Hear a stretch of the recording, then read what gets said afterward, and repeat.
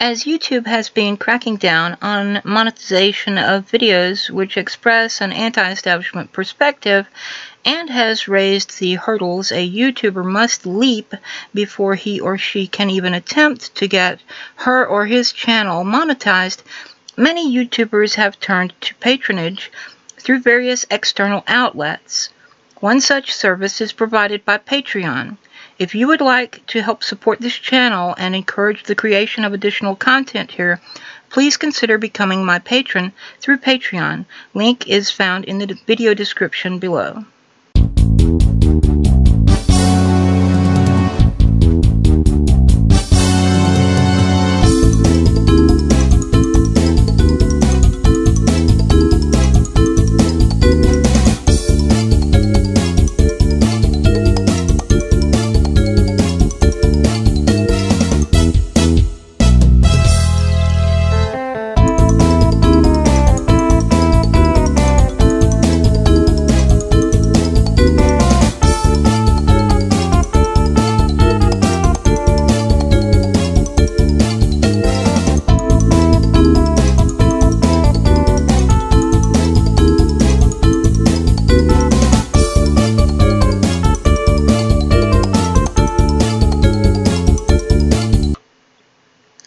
Hello, and good evening, or good morning, or good afternoon, or good whatever time of night or day it happens to be, wherever you happen to be. Welcome to Republic News. I'm your hostess, Liviana. I will apologize in advance as I seem to have had some sort of sinus infection, so I may be clearing my throat a bit in this video. On Tuesday evening, the 30th of January in the year 2018, President Donald J. Trump delivered his first State of the Union address to a joint session of Congress. Shortly afterward, there were several responses from various persons who are active in the field of partisan politics. The official response of the Democratic Party was delivered by Joseph Kennedy III, currently in his third term as U.S. Representative for the 4th Congressional District of the state of Massachusetts. Like most of the so-called official responses to a State of the Union address from the supposed opposition party, this was not so much an actual response as a speech prepared in advance of and delivered after the State of the Union address. Another, more literal response was given by Bernie Sanders, currently serving his second term as a U.S. Senator from Vermont after serving 8 terms as the U.S. Representative for Vermont's at-large district. This after lecturing in political science at Hamilton College and at Harvard University's Kennedy School of Government before that. This after serving 4 terms as the mayor of the city of Burlington, Vermont. Senator Sanders' response was an actual response to the State of the Union given by President Trump. Senator Sanders was also a candidate for the Democratic nomination for president in 2016, a contest which went to Hillary Clinton, who then went on to lose spectacularly to Donald Trump in the general election, because for all her vaunted expertise, intelligence, and competence, she forgot that she needed the Electoral College votes. Yet another literal response was delivered by Dr. Jill Stein, candidate for president nominated by the Green Party of the United States in 2017 and 2016, former elected member of the legislative body of Lexington, Massachusetts, and former instructor of internal medicine at Harvard University Medical School. She was also joined in her response by her running mate from the 2016 campaign, Ajamu Baraka, a human rights activist and former director of the U.S. Human Rights Network, who holds a Ph.D. in political science from Clark Atlanta University. Incidentally, and for the record, to anyone who is as yet unaware, I supported, campaigned for, and voted for Bernie Sanders in the Democratic primary election, and did the same for Jill Stein in the general election.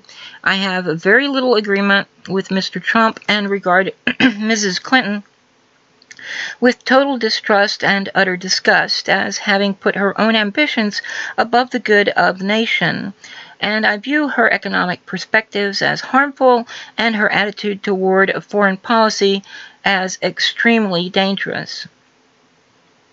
To the young woman who once tried to smear my channel publicly as nothing but me talking about how much I supposedly hate Republicans, I would suggest that she actually watch my videos, and she will see that I spend far more time criticizing Democrats than I do criticizing Republicans, and have done so since before the attempted smear. I have no use for either of the two major parties in the United States, however, and see them both as completely corrupt, having been bought by the same corporate interests, the desires of which they both slavishly seek to grant at the expense of the people. Partisans of either of these two parties are unlikely to admit this, even to themselves. I will, in this video, be offering some criticisms of a Republican, namely President Trump, or more particularly the claims that he has made in this State of the Union address, which he gave a week ago. Several other political figures also gave responses to the State of the Union address, and various YouTubers have talked about it as well, although I'm not sure any YouTuber has given what might be considered a response in the sense the political figures' responses have been. This video, however, is my own response, and I intend it as an actual response. Since so many others have given an actual response or a so-called response, and since I am somewhat well informed on current events pertaining to social, political, and economic matters, as well as the history of such, I figure that I can give my own response without mucking it up too much or making any inaccurate statements. Some of my response will naturally be subjective and therefore cannot be regarded as accurate or inaccurate, but I shall also be making statements of fact in response to the President's address. With but minor ado, then, I begin. Friends, Americans, fellow citizens, lend me your ears. I come to bury neoliberalism and neoconservatism, not to praise them. The evil that men and women do lives after them. The good is often interred with their bones. So let it be with neoconservatism and neoliberalism. President Trump has told you several things in his State of the Union address. A considerable portion of his address was given to the mouthing of platitudes, posturing, attempting to stir up nationalistic fervor, and engaging in other rhetorical bullshit like most, if not every, president does in such addresses. In addition, President Trump made several claims in his address. Making claims is also common to presidents giving such addresses, and at least some of these claims are examples of exaggeration, misrepresentation, dubious assertions, half-truths, misdirection, and blatant lies. This address was no exception to those tendencies. The very first such dubious statement came at the end of his second paragraph when, after referring to the first time he addressed a joint session of Congress less than a year prior at the end of February 2017, he stated that his administration had by then already taken swift action, and then asserted that, quote, a new tide of optimism was already sweeping across our land, end quote. I am rather astonished at this assertion because, at that time, the United States was already and still seeing considerable unrest from certain quarters. Very few who bothered to vote and did not support Mr. Trump's candidacy were willing to wait and see, and only those who had supported him were feeling much, if any, optimism. Among those who were taking a wait-and-see approach was myself, as I viewed Donald Trump as something of a wild card, since he had held no public office prior to his election to the office of president, and had made statements going back to the middle of the 1980s, which could be considered something other than something other than expressions of right-wing economic views or conservative social perspectives. He had, by February of 2017, already addressed the matter of the Trans-Pacific Partnership, which was of considerable concern to myself and other progressive left libertarians, as well as to at least some right libertarians, and his take on that neoliberal trade pact was, I believe, satisfactory to most of us who opposed the TPP.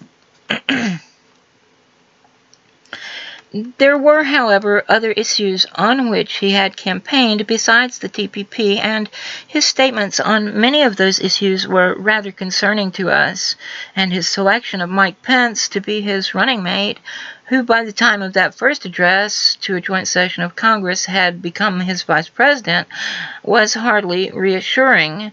Pence, having had a rather unpleasant reputation of putting his religious prejudices before the good of the people, a case in point being his antagonism toward moves for legal recognition of equality for lesbian, gay, bisexual, and transsexual individuals.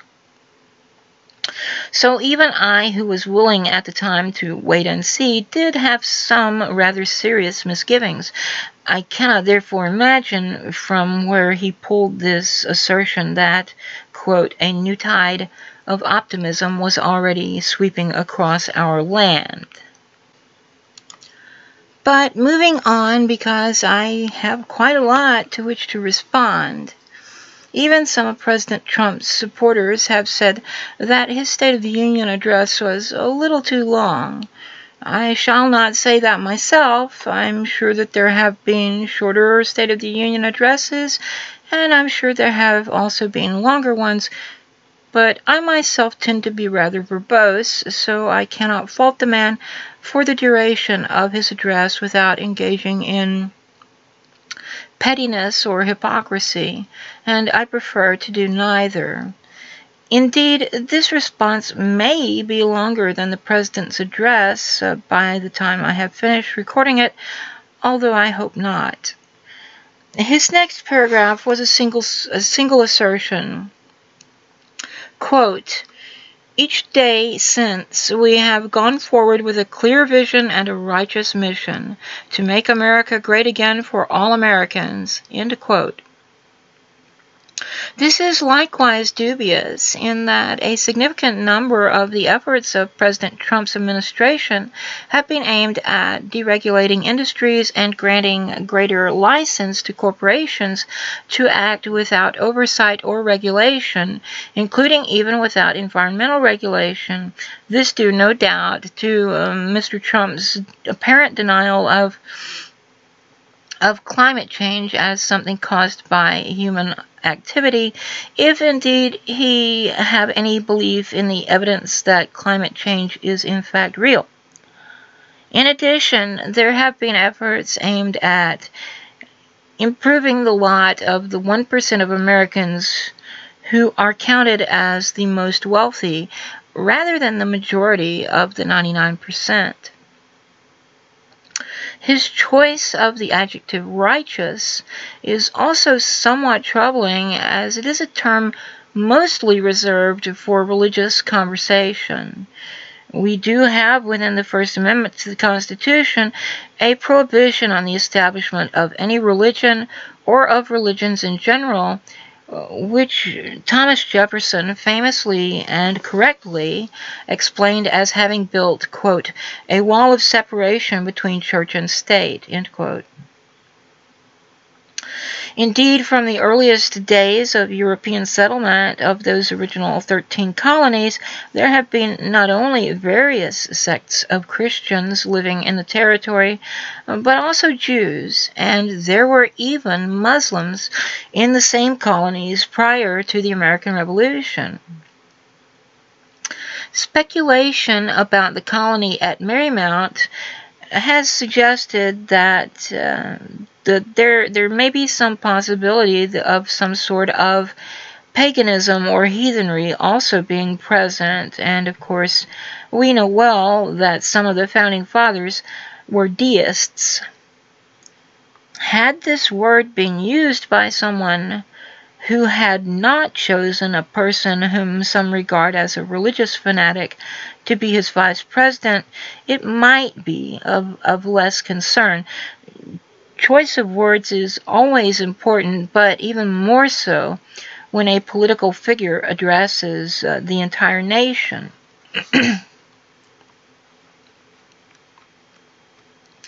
The first sentence of his next paragraph was, quote, "Over the last year we have made incredible progress and achieved extraordinary success," end quote. I am uncertain how President Trump understands the meaning of the word progress, nor how he measures it, but in American political history, this term has frequently been used to refer to efforts at reform. Now, reform is an interesting word because what one person sees as making changes in something in order to improve it, or in other words, to reform it, may not be what another sees as such. This is why the early progressives in the late 1800s and early 1900s were a rather diverse group, or more properly, a collection of diverse groups. With various members of most, if not all, political parties claiming to be progressive and widely different efforts undertaken under the banner of progressivism.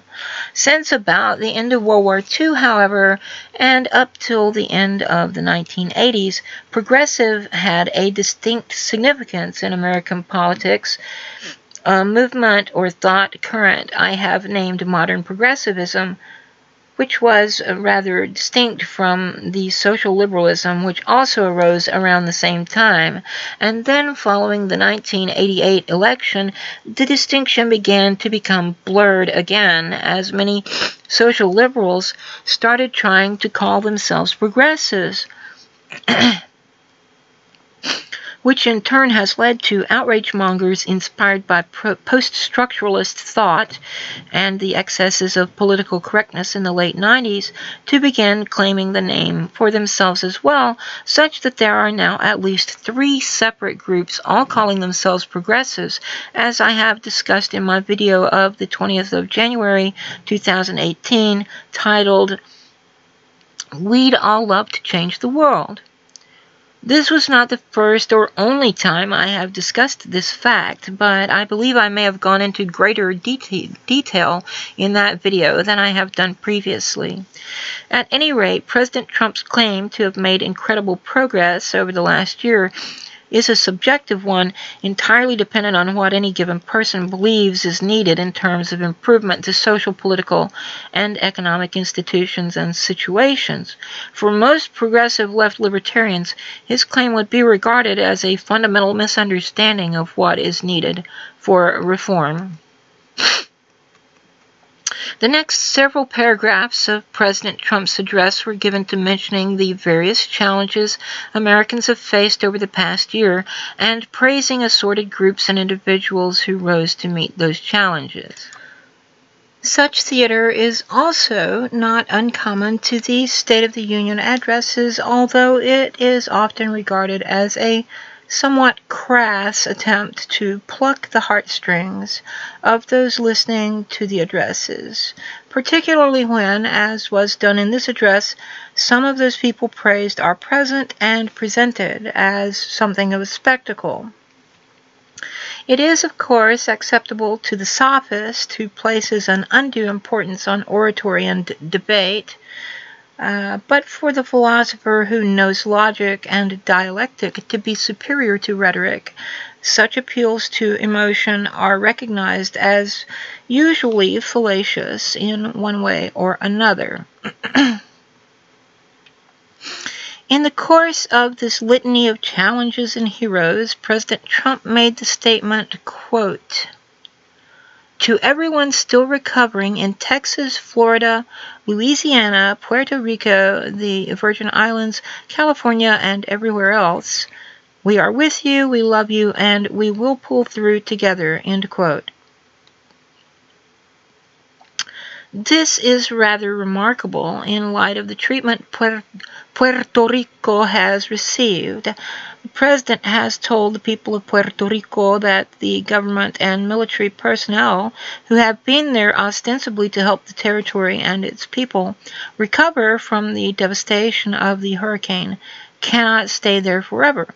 The truth of this statement is, of course, obvious, but the statement was utterly callous in light of the continued challenges Puerto Rico and its people are still facing, not least of which has been the debt held by vultures known as financiers, who have been much less than generous in demanding payments continue even under these dire circumstances.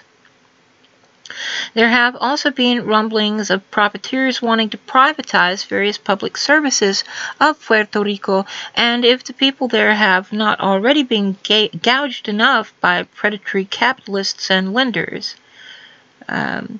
The situation in other places mentioned is not entirely ideal either, but I'll come back to this trend toward privatization later, if not in this video, if not in this response video, then in some future video. At the end of this portion of his address, President Trump spoke of Americans in public office having come together without regard for partisan differences and urged all of those elected to public office to put aside their differences, seek out common ground, and summon unity, not only in response to tragedies, but outside such times as well, in order to serve the American people whom they were elected to represent. In the days immediately following this address, we have seen nothing of the sort from either of the two political parties, but instead have witnessed the business as usual of partisan bickering and pretend rivalry between the two major parties, with significantly divisive developments as a result of the release of the Nunes memo and the continued bullshit about alleged interference in the election by the Russians. I followed this narrative from its beginnings during the primary phase of the election cycle of 2016 with growing annoyance, as everyone who was unwilling to accept the supposed inevitability of Hillary Clinton's nomination and election victory was labeled as some sort of Russian operative or useful idiot. These allegations were aimed at Senator Sanders and Dr. Stein, and after the Democratic Party nominated Mrs. Clinton, at her Republican opponent, Mr. Trump.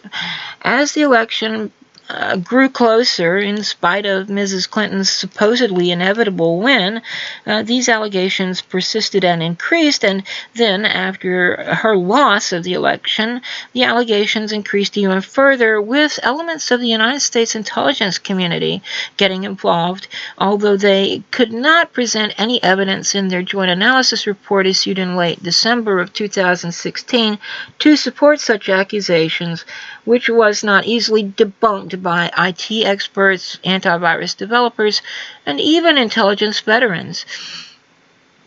Looking at the report myself, I, as a logician, applied logical analysis and found it wanting in any conclusive evidence which had not already been addressed by those aforementioned. And then when the intelligence community assessment was released on the 6th of January 2017, I again applied logical analysis and found absolutely no evidence of anything other than the incompetence or corruption of Director Clapper and his hand-picked flunkies. The only thing which could be considered even remotely akin to evidence was the JAR, Joint Assessment Report of late December 2016, already debunked and shown to be nothing but tripe. Indeed, 2 months after the ICA, or Intelligence Community Assessment, was released in January, Clapper went on Meet the Press and was asked if there were any evidence of collusion between Donald Trump or his campaign and the Russians, and his response was, quote, "not to my knowledge," end quote. In spite of all this, however, the Democrats in the mainstream media, as well as elements within the USIC, have continued pushing this narrative and making these accusations. A few neoconservative Republicans have done likewise, clearly angry that President Trump has not embraced their beating of drums to go start yet another war for profit in the Middle East. This narrative and these allegations did not stop after President Trump's State of the Union address. Clearly, his call for unity fell on deaf ears and has even been ignored by himself and his administration.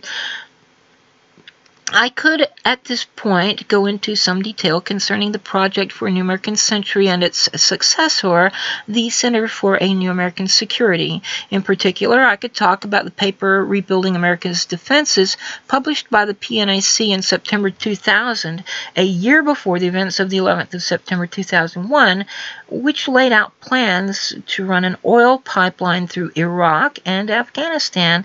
And more to the point, the paper published by the CNAS in May of 2016 titled Extending American Power, which spoke of the necessity to construct, and I quote, non-Russian, end quote, oil and gas pipelines, and discussed Syria and Iran as challenges to be overcome, noting that such efforts could provoke Russia.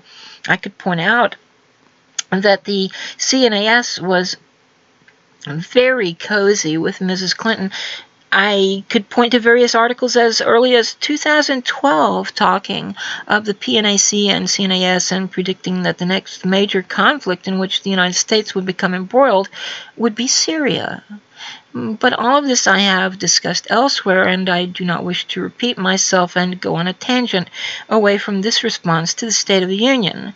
As such, for those curious and for those whose skepticism might lead them to regard all of this as nothing but the ramblings of some conspiracy theorist, I will include a link in the video description to one of the posts wherein I provided links to this information, and let those who watch this video go and examine the material for themselves. By all means, please download the two papers in question, the one by the Project for a New American Century known as Rebuilding America's Defenses, and the one published by the Center for a New American Security entitled Extending American Power.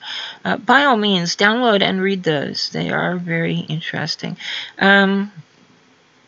The point here is that there is more to this narrative about Russia than politicians or the mainstream media are telling you. And the big story here is, as it so often is, to do with the racket of warfare for profit rather than any sort of actual threat from the Russians or any sort of actual action of Russia related to the 2016 presidential election. Following his call for unity, the president briefly waxed patriotic and then proceeded to make further claims about the supposed accomplishments of himself and his administration. The first group of these claims was to do with unemployment. He stated, quote, "Unemployment claims have hit a 45-year low. African American unemployment stands at the lowest rate ever recorded, and Hispanic American unemployment has also reached the lowest levels in history," end quote. Fortunately for me, the Los Angeles Times did some fact-checking during and following President Trump's State of the Union, and on this particular set of claims, they admitted that the unemployment rate for Black Americans has dropped to 6.8% as of December 2017, and that this is in fact the lowest it's been since 1972, when the Bureau of Labor Statistics began to keep track. However, the Los Angeles Times goes on to point out that this decline started about 8 years ago, and that the trend has continued by about 1% each year since then. It would therefore be ridiculous for President Trump to take credit for any of this, other than to say that at least he didn't mess it up by halting or reversing it. The LA Times further points out that the president's claim that Hispanic American unemployment has reached the lowest level in history is false. The same Bureau of Labor Statistics began tracking Latino unemployment in 1973, and the rate in December of 2017 was 4.9%. But it was lower in 2006 and 2007 when the rate was at 4.8%. As for the claim that unemployment claims have hit a 45-year low, I had to check this one myself at the Bureau of Labor Statistics. I'm not sure if the LA Times has updated their fact-checking article since I accessed it the night of the State of the Union address, but at that time they did not include a fact check for this. So I had to fact check it myself at the Bureau of Labor Statistics website. The latest figure they had was for January of 2018, and it was an unemployment rate of 4.1%. There have been several times in the past 45 years when the unemployment rate was lower than this, and indeed, only 17 years ago, the rate was 3.9% each month from September through December of 2000. Next was a claim that, quote, small business confidence is at an all-time high, end quote.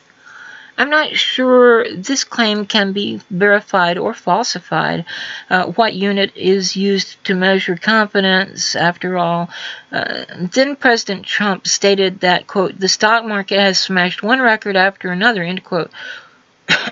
While this is true, his subsequent assertion that, quote, that is great news for Americans, 401k, retirement, pension, and college savings accounts, is not. 83% of all stocks in the United States are owned by 1% of the population. This benefits the wealthiest, not the average American trying to save for retirement pension, college savings, and so on.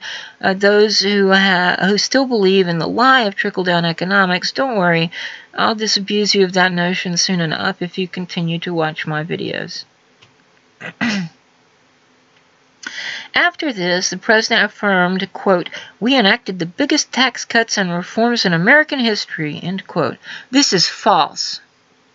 On the contrary, the Committee for a Responsible Federal Budget reckons these cuts as the 12th largest since 1918, and when adjusted for inflation, only the 4th largest cuts just since 1940. Continuing to make claims about these tax cuts, President Trump asserted many things about how these cuts will allegedly benefit the middle class and small businesses. What the president omitted from these considerations is the elimination of many previously allowed deductions and the cutting of various social safety net programs planned, which will more than offset any savings the average citizen or a small business might gain from these tax cuts. He then boasted of having gotten rid of the individual mandate, which was part of the Affordable Care Act. The result of this will ultimately spell the failure of the ACA, as it will reduce the pool of funds out of which claims can be paid. This is a typical scheme of neoliberal and objectivist economic policies to defund or underfund public services, then point to how poorly they're doing. Well, yeah, because they've been underfunded or defunded. And then push for privatization. While the ACA is far from perfect, it was at least a slight improvement on the previous situation in that it required insurance companies to cover pre-existing conditions. Anyone who, prior to the ACA, had to wait for coverage of pre-existing conditions or who saw their costs increase beyond anything a reasonable person should demand as a result of health conditions will know exactly what this means. What we should be doing is pushing for the passage of H.R. 676, the Expanded and Improved Medicare for All Act, which is superior in many ways to S. 1804 and not inferior to it in any way. The ACA must go, yes, But the answer is not a return to greater license for private healthcare insurance companies, which have as their purpose the increase of profit for the executives of the companies and their shareholders, rather than providing for our healthcare. The answer is instead to eliminate private for-profit insurance companies entirely, and instead establish a universal national pool overseen by healthcare professionals, which is exactly what H.R. 676 would do. The president then continued to boast about tax cuts, praising the cuts to the corporate tax rate from 35% to 21%, and making wild and absurd predictions about how beneficial such cuts will be. In fact, during the 1950s, the corporate tax rate was over 50%, and economic growth was extensive in spite of that fact. Indeed, in 2013, the Economic Policy Institute investigated corporate tax rates and economic growth since 1947, and their conclusions included this bit of information, and I quote, "Lowering the corporate income tax rate would not spur economic growth. The analysis finds no evidence that high corporate tax rates have a negative impact on economic growth. That is, it finds no evidence that changes in either the statutory corporate tax rate or the effective marginal tax rate on capital income are correlated with economic growth." End quote.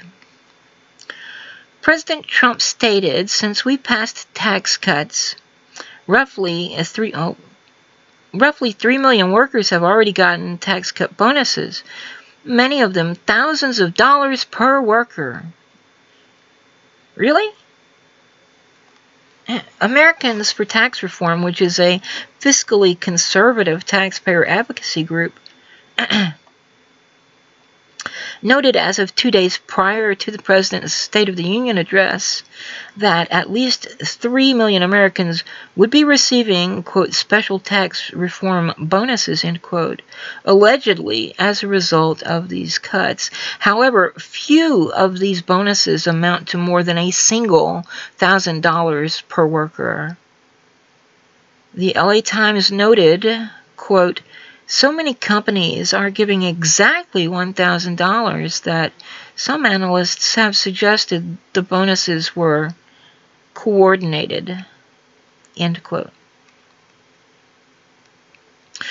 The president claimed that Apple had just announced a plan to invest $350 billion in America and hire another 20,000 workers. President Trump was correct. Apple had, in fact, made that announcement on the 17th of January.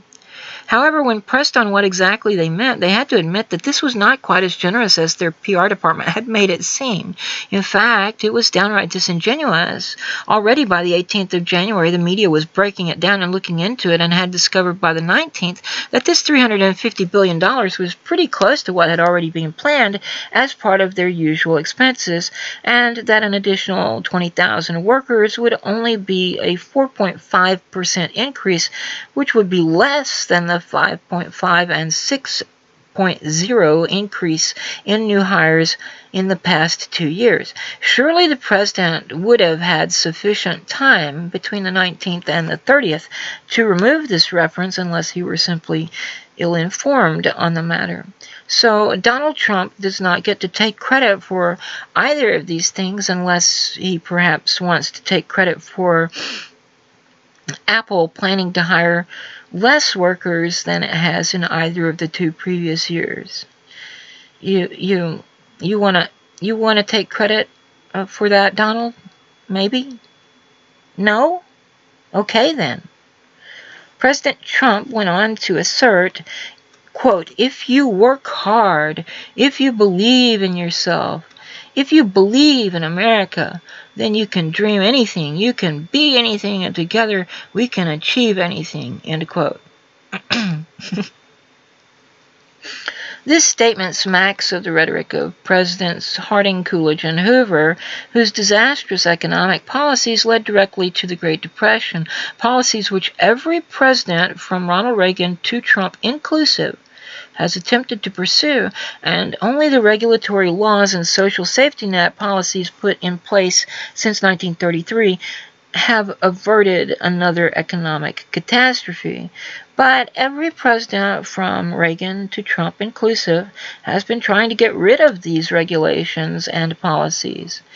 Glass-Steagall is gone, replaced by the much weaker Dodd-Frank, and even that is under fire from the Financial Choice Act passed by the House of Representatives in June of 2017.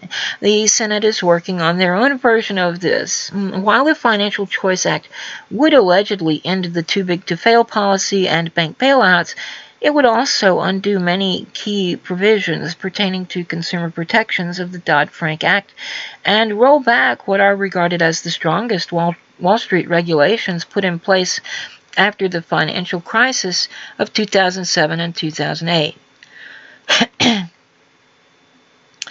These neoliberals want to return to the Roaring '20s, and while that era did see sustained economic prosperity, much of that was due to economic bubbles, artificially inflated pricing of commodities which eventually burst, as these bubbles always have and always will. And the result of this bursting of the bubbles was the stock market crash of 1929 and the ensuing Great Depression. This is not something to which to aspire, and nor is it something we should seek to replicate. Far better would be an attempt to replicate the economic situation of the 1950s, which was, as I have noted already, saw corporate tax rates at over 50%, with the stronger regulations of Glass-Steagall in place, and is still known as, quote, the decade of prosperity, end quote. If capitalism or corporatism rewarded hard work and belief, then my father would have been a billionaire. He was not, and indeed was far from wealthy, having to take up work again and again after his first retirement, having worked 32 years before his first retirement. Nor was he wasting money on extravagance and luxury, but simply trying to get by and provide for his family. If capitalism or corporatism rewarded hard work and faith, almost every woman in Africa would be a multimillionaire. If capitalism and corporatism rewarded hard work, we would not be seeing a situation in which both members of a married couple must work full-time jobs just to make ends meet, and still juggling bills and sometimes even going on public assistance in order to merely survive. Capitalism is designed to redistribute wealth from those who have little wealth to those who have obscene and insane amounts of wealth already, by exploiting the hard work of those who have little wealth and hoarding the majority of the profits for the already wealthy. Corporatism shifts this process into overdrive and requires the taxpayer to foot the bill for the survival of the employees to whom the corporatist refuses to pay a living wage, and further demands that the taxpayer subsidize the business interests of the corporatist. Do not speak to me of the glories of capitalism, still less of neoliberalism, which is corporatism. Do not parrot the cult-like rhetoric of right-wing economists who are quislings, praising their idol of mammon and fulminating against any attempt to bring even a taste of justice and equality to the system, as if such efforts to establish justice and equality were the ravings of false prophets promoting false gods. It is you devotees of capitalism and corporatism who have established a cult and will persecute any deviation from your false orthodoxy. Nor does this judgment upon capitalism and corporatism mean that I am remotely in favor of Marxism, which is itself no less a cult, opposed to both evidence and reason, preaching that a dictatorship will somehow give way to a classless and stateless society. Marxism is the mirror image of the cult of sadomasochism, misery, and death known as capitalism and corporatism, and all of these cults must be rejected. The president then went on to mouth platitudes about unity again, mingling these words with efforts to stir up nationalistic fervor and connecting that nationalism with religious language, speaking of the motto, "In God We Trust," as if it were not itself a blatant defiance of the non-establishment clause of the First Amendment. President Trump stated, quote, "And we celebrate our police, our military, and our amazing veterans as heroes who deserve our total and unwavering support," end quote.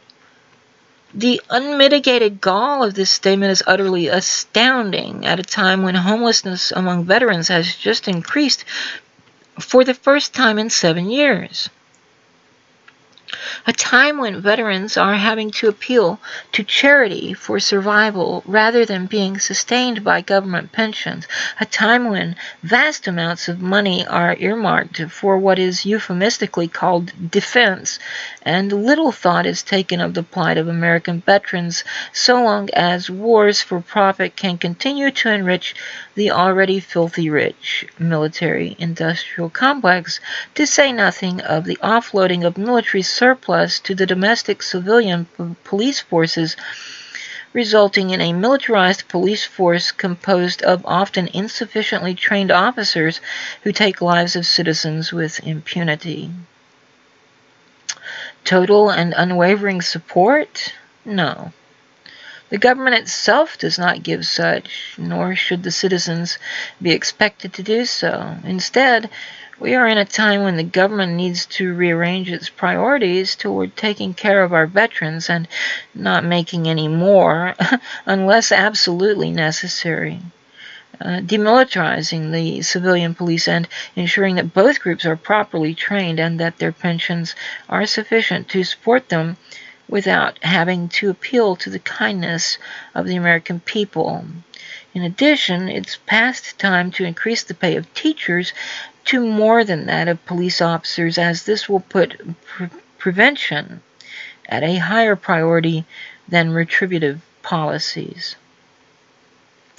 And our police must be reminded that their purpose is to protect and serve, but to protect and serve the citizens first rather than the corporate and state establishment. Unwavering support? Restore the training in military ethics which teaches that a civilian target is an impermissible target. Instill honor in both military and police personnel. Make them guardians of the people, not tools of the corporatocracy. And then we'll see about support from the citizenry. Mr. Trump has, after all, himself demonstrated that this support for law enforcement is not total and unwavering, as he has removed and demanded the resignation of several persons within the FBI. I'll not judge him for that, but if he perceived fault in one, can he not admit that fault could be more widespread than he might imagine? Next, the president again spouted nationalistic rhetoric, repeating his personal outrage at the exercise of the First Amendment rights to freedom of expression, freedom of conscience, and to assemble peaceably to petition the government for a redress of grievances. It's quite all right to not stand for the national anthem. It's quite all right to not salute the flag. Indeed, if Mr. Trump be truly so gung-ho about religious freedom as he claims, then he needs to be informed of the teachings of some sects that such reverence for the flag and the national anthem as he attempted to enjoin at this point are nothing short of idolatry. The Supreme Court has time and again held that no citizen is obligated by law to engage in any of these external forms of ceremony. Mr. Trump needs to familiarize himself with the Bill of Rights and stop prancing around playing macho patriot like some miles gloriosus. President Trump is not an expert on the Constitution by any means, yet he assumes that there can be only a single correct interpretation of the Constitution and has stated his intention to appoint only judges who embrace that literal interpretation. I dare say that the literal interpretation would take a very dim view of some of the efforts of Mr. Trump and some of his fellow Republicans in the two houses of Congress. If the interpreters were consistent without regard to partisan affiliations, or, in other words, if justice were in fact blind, as she should be, to take only the relevant evidence into account rather than the identity, attire, skin color, ethnicity, chromosomal sex, gender identity, or other irrelevant factors such as being on the same sports team or in the same political party. The president spoke also of defending the Second Amendment. While I support the Second Amendment rather thoroughly, I do not expect much will change one way or another in the laws and policies pertaining to firearms in this nation during Mr. Trump's presidency.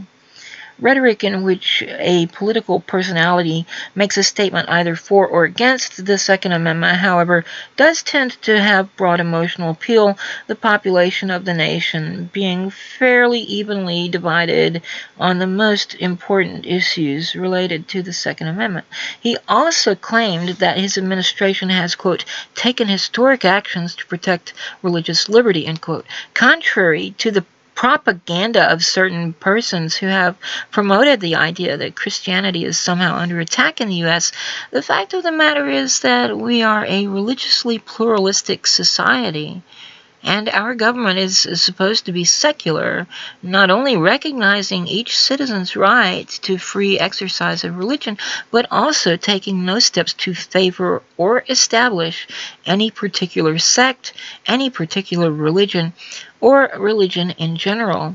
And legal prohibitions against discrimination do in no way infringe upon an individual's right to exercise his or her religion freely now, any more than they did when some appealed to religious freedom to discriminate on the basis of ethnicity or skin color some decades ago. An American citizen is entitled to be racist, to be sexist, to be homophobic, to be transphobic. These are matters of personal belief, although based in ignorance, irrationality, superstition, and prejudice. However, no American citizen has the right to discriminate against another on the basis of these beliefs when it comes to matters such as housing, employment, or providing goods and or services. Those who find the idea of coexistence in a pluralistic society so threatening are, of course, also free to leave and go to a place where they do not have to conform to Enlightenment values of liberty, justice, and equality for all. Mr. Trump also spoke of, quote, of having, quote, ended the war on American energy and the war on clean coal, end quote. There is, of course, absolutely no such thing as clean coal. And even mining the stuff has caused significant health issues in those doing such work in the past, although greater precaution is taken nowadays than used to be the case. And there has been no war on American energy. Indeed, the petroleum industry is so heavily subsidized by the federal government that if the subsidies were eliminated, wind and solar power would already be less expensive than petroleum and coal. He went on to claim that America is, quote, now an exporter of energy to the world, end quote. This latter claim the LA Times article addressed rather thoroughly. Suffice it to say that this claim is dubious at best. I'll leave a link to the LA Times fact-checking article in the video description. President Trump would do well to remember that the same interests who have accused him of some sort of collusion with Russia have also condemned RT for, among other things, running stories in favor of environmentally safe, renewable energy sources.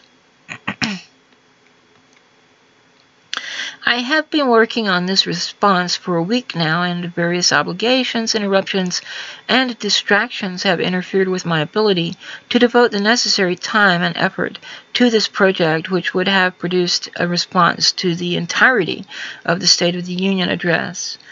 If I were being paid to do this, or even had Patreon patrons supporting my efforts, I would likely keep working on this to produce a full response to the full address. There is certainly more in President Trump's address to which I would like to respond, but he spoke for almost an hour and a half, although that duration was extended by frequent applause from members of his own party. And I expect this video will be rather lengthy already, although I hope it's not as long as the President's address. I also know that the likelihood of people watching a video which lasts an hour or more is usually rather slim. And my voice is beginning to crack from so much talking and the lingering effects of whatever I seem to have had in the way of sinus infection or whatever. I even had to pause in the recording at one point because I thought I was going to sneeze.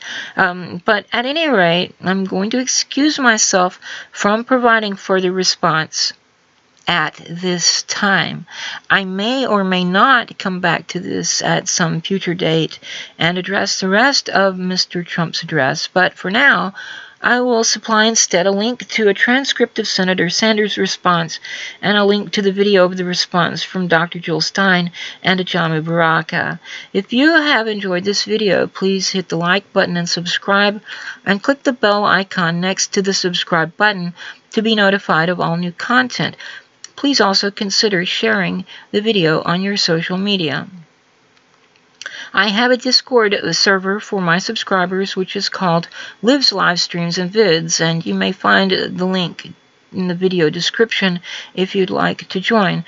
If you like what I do here on YouTube and or at the Progressive Flame, please consider becoming my patron through Patreon. The link for Patreon for my Patreon is also in the video description. Until next time, have fun, but stay safe. For Republic News, this is Liviana, signing off.